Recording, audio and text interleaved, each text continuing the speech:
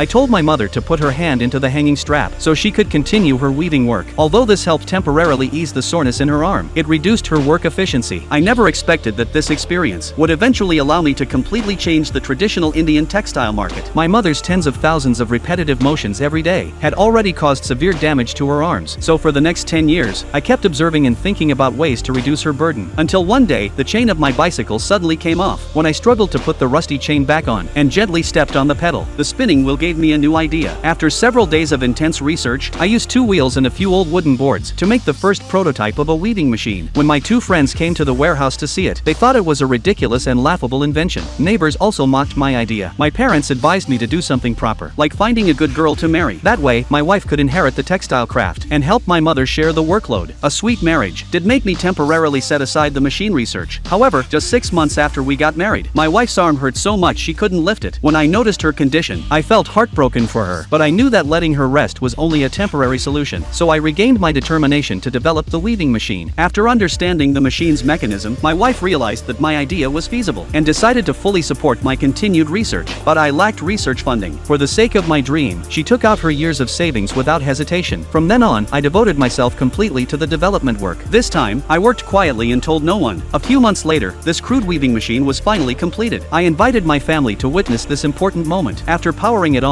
the machine began to run, but within just a few seconds, it exploded. The loud blast not only destroyed my hard work, but also pushed me into the lowest point of my life. The money I used to buy the motor had been borrowed from loan sharks. I had planned to pay off the debt quickly with the machine, but now I was facing their relentless pressure. My father blamed me for wasting the family's money, and even my mother, who had always loved me, was deeply disappointed. That night, I left home and went to the riverside, tying my hands and feet with rope. My parents' scolding echoed in my ears. In despair, I wanted to end my life. When dawn came, I dragged my exhausted body back to my wife. She had cried the entire night. Not only did she not blame me, she even brought out her wedding jewelry to help me repay the debt. But she gave me one condition: I must finish developing the machine within 2 years. To allow me to focus on research, we rented a small place and moved to the city. With the help of friends, I started earning money by transporting passengers on a tricycle. But because I was too honest, I was often taken advantage of, agreeing to carry only 2 people but being forced to take 4 or 5 children, and long-distance fares were often deducted as well.